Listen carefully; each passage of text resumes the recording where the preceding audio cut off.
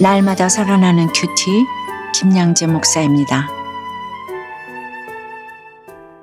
오늘 큐티인 말씀은 느헤미야 12장 1절에서 26절까지입니다. 하나님 아버지 거룩한 공동체를 세워가기를 원합니다. 말씀에 주시옵소서 듣겠습니다. 거룩한 공동체는 첫째 하나님을 왕으로 모시는 공동체입니다. 1절의 스알디엘은 하나님께 간구해왔다는 뜻이고 스룹바벨은 바벨론에서 태어난 바벨론의 슬픔이라는 뜻이에요. 스알디엘이 포로로 잡혀가서 바벨론에서 낳은 아들이 스룹바벨이고 그가 예루살렘에 돌아와서 지은 성전이 바로 스룹바벨 성전입니다. 스룹바벨의 아버지 스알디엘은 포로로 잡혀가기 전 유다의 마지막 왕인 여호야긴의 왕위 계승권자였죠. 그러니 그 아들 스룹바벨도 왕위 계승권자라 할 수 있는데 그는 왕이나 총독의 자리에 오르지 않았어요. 이는 이스라엘의 왕정 시대가 끝나고 말씀과 성전을 중심으로 한 새로운 공동체가 탄생했다는 의미이지요. 이때부터 왕의 계보가 끝나고 마태복음 1장 예수님의 계보가 등장해요. 진정한 왕은 예수님이라는 것입니다. 그런데 우리는 돈의 왕, 학벌의 왕, 건강의 왕 등 저마다 자기만의 왕을 세워두고 그 왕을 열심히 섬기지요. 그렇게 그 왕이 누구인가에 따라서 거룩한 공동체 또는 악한 공동체로 구별됩니다. 열심히 교회 다니고 예배를 드려도 하나님이 아닌 내가 택한 왕을 구한다면 그것은 악한 공동체예요. 거룩한 공동체는 하나님을 왕으로 모시고 하나님 앞에 내가 죄인임을 고백하는 공동체입니다.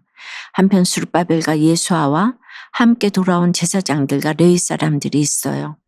이들은 종속적으로 따라온 것이 아니라 함께 돌아온 동력자입니다. 원어로는 함께 올라왔다는 뜻이에요.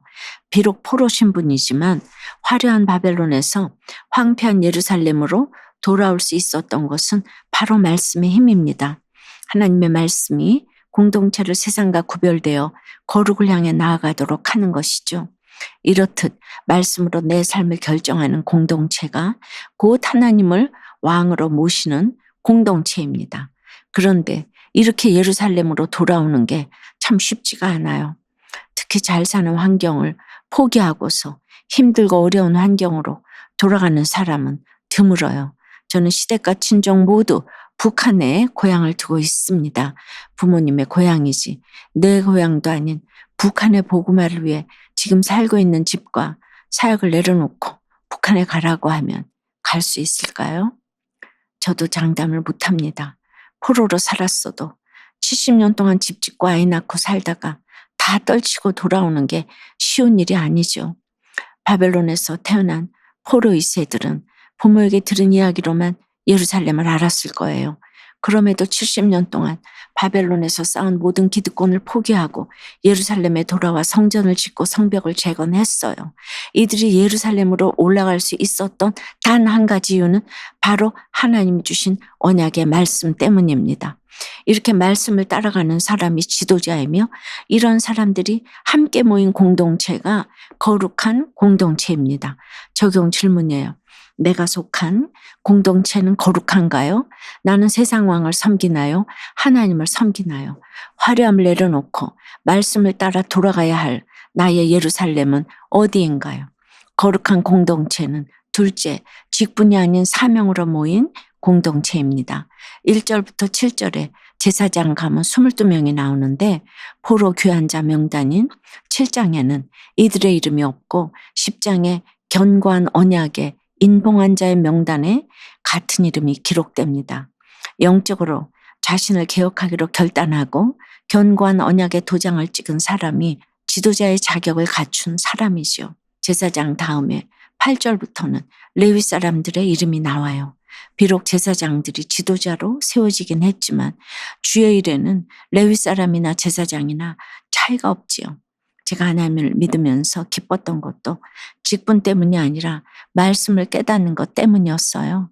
교회에서 인정받고 직분을 받아서가 아니라 날마다 성경을 보면서 하나님의 말씀을 깨닫게 하시니 환경과 상관없이 기쁘게 살았습니다. 남편이 힘들게 해도 그날 큐티 본문을 펴면 하나님이 남편 탓하지 말고 네가 회개할 것이 없는지 생각해 보렴.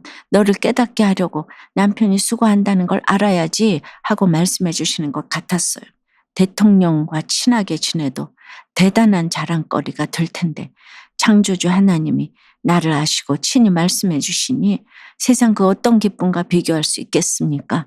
그것이 기뻐서 다른 사람들에게 나누고 전했을 때 하나님은 많은 사람이 달라지는 걸 보게 하셨어요. 직분과 관계없이 말씀 때문에 다른 사람도 돕게 되는 것이죠. 직분 때문에 모이는 공동체는 깨질 수밖에 없어요. 누구는 제사장이고 누구는 레위냐 하며 따지다가는 고라자손처럼 하나님의 심판을 받을 수 있어요. 성소를 섬기고 각종 제사를 주관하는 제사장이건 찬양과 여러 가지 실무를 맡은 레위 사람이건 역할의 차이만 있을 뿐 위아래는 없습니다. 직분이 아닌 말씀 때문에 기뻐하는 사람들이 모일 때 진정한 예배를 드릴 수 있고 그러한 공동체가 바로 거룩한 공동체입니다. 10절 이후에는 대제사장의 계보가 나오는데 대제사장이라고 해서 다 좋고 다 잘 되는 것이 아니에요. 엘리야십의 후손은 느헤미야를 괴롭힌 사마리아 총독 산발랏의 사위가 됩니다. 또 요나단은 동생 예수아가 바사 세력을 등에 업고 대제사장직을 뺏으려 하자 동생을 성전에서 죽인 잔인한 사람이에요. 직분이 전부가 아닙니다. 대제사장 후손 중에도 믿음을 핍박하는 사람이 있고 살인자도 있고 온갖 고난을 당하기도 합니다. 여러분은 어떠세요? 직분 때문에 기뻐하나요? 아니면 하나님의 말씀 때문에 기뻐하며 섬기나요? 아무도 알아주지 않더라도 내게 주어진 영원권의 사명을 잘 감당하고 있나요? 육아고난으로 자신의 악함과 이기심을 깨닫고 이제는 거룩한 가정 공동체에서 맡은 사명을 잘 감당하기 원한다는 한 성도님의 큐티인 묵상 간증이에요. 저는 엄마가 일찍 돌아가셔서 소녀가장이 되어 살림과 학업, 일을 병행하며 살았어요. 주변 사람들이 항상 저를 칭찬해 주었기에 스스로 괜찮은 사람이라 여겼죠.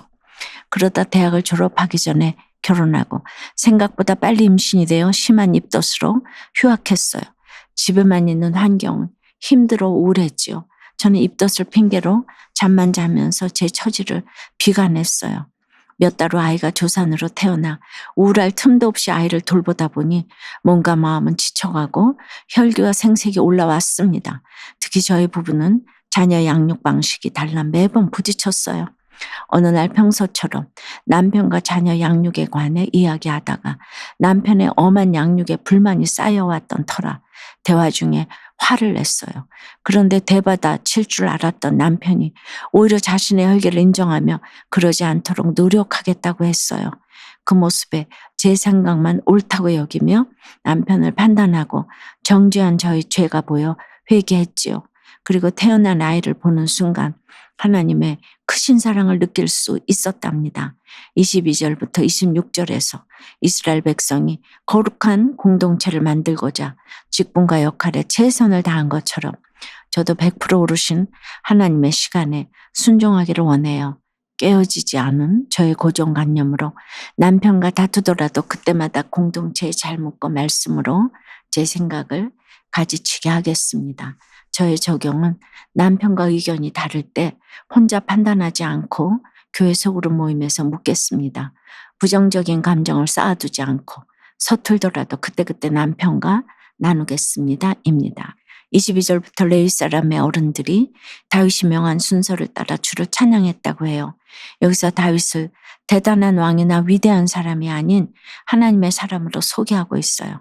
이렇듯 우리도 하나님의 사람 누구누구로 불리길 기도합니다. 거룩한 공동체에서 세상과 다른 가치관으로 함께 사명 감당하며 살아갈 때 우리 모두 주님 안에서 그렇게 불리게 될 줄로 믿습니다. 기도드립니다. 주님, 하나님을 왕으로 모시고 내가 죄인임을 고백하는 공동체가 거룩한 공동체임을 알게 해주셔서 감사합니다. 하나님을 믿으면 그저 잘 먹고 잘 살며 성공한 사람이 되어야 하는 줄 알기에 사명도 잊고 나 자신만을 위해 살아갈 때가 많습니다. 직분에 연연하며 영혼 구원보다 나의 체면과 안위만 생각하곤 합니다. 직분이 아니라 말씀 때문에 기뻐할 수 있길 원합니다. 주님이 나에게 맡기신 사명을 기쁨으로 감당하며 그 기쁨을 공동체에서 함께 나누며 살아갈 수 있게 인도해 주시옵소서. 삶의 모든 영역에서 하나님의 주권을 인정하며 말씀이 왕노릇하는 거룩한 공동체가 되도록 역사해 주시옵소서.